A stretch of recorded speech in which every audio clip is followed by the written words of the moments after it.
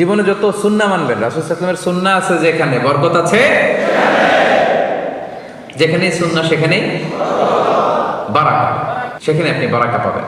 যে কোনো সুন্নাহ, like Sunnah of eating, Sunnah of sleeping, Sunnah of travelling, Sunnah of trading, খাওয়া, ঘুমানো, সফর করা, ব্যবসা, কাজ করা, যে কোনো কাজের ক্ষেত্রে সুন্নাহ মানলেই ওটার মধ্যে বরকত আছে না নাই? সুন্নাহর সাথে সবসময় নিজেকে জড়িয়ে রাখবেন। যেমন সুন্নাহ অফ ইটিং, খাওয়ার সময় সুন্নাহ মানলে কি বরকত পাওয়া যায় একটু দেখেন। এক সাহাবী এসে বলল, ইয়া রাসূলুল্লাহ, ইন্না নাআকুলু ওয়ালা নাশবা। হে আল্লাহর রাসূল, আমরা খাই কিন্তু পেট ভরে না। এরকম অনেক সময় হয় না? হয়। কার কার হয় দেখি? খাইলেও পেট ভরে না, দেখি কার কার। সাহস করে দিয়ে একজন হাত তুলেও ফেলছে। ঠিক আছে, সৎ সাহসের জন্য ধন্যবাদ। হতে পারে যারা কাজ করে বেশি, চিন্তা করে বেশি, ক্ষুধা লাগে।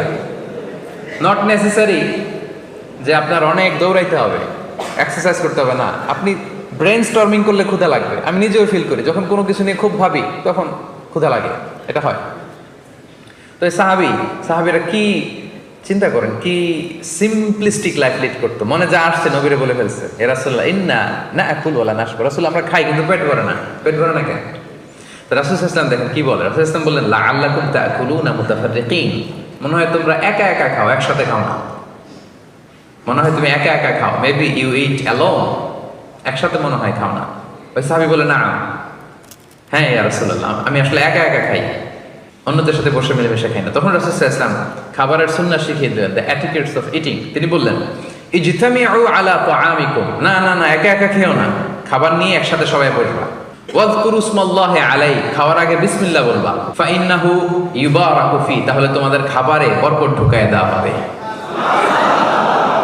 এবার বুঝছেন সুন্নাহ মানলে কিভাবে বরকত পাওয়া যায়? দেখেন, খাওয়ার ক্ষেত্রে আরো রাসূল সাল্লাল্লাহু আলাইহি ওয়াসাল্লাম কি ইনস্ট্রাকশন দিয়েছেন। তিনি বলেছেন, আহাব্বু তাআমি ইলাল্লাহি মা কাসরাত আলাইহিল আইদি, আল্লাহর কাছে সবচেয়ে প্রিয় খাবার ওইটা যেই খাবারে অনেকগুলো হাত পড়ে। এক প্লেট নিয়ে শুধু এক হাত দিয়ে খাচ্ছেন, এটা আল্লাহর কাছে পছন্দ না। একটা খাবার নিয়ে অনেকগুলো মানুষ বসে চারদিক থেকে নিয়ে নিয়ে খাচ্ছে, এই খাবারটা আল্লাহর কাছে বেশি প্রিয়। সুবহানাল্লাহ।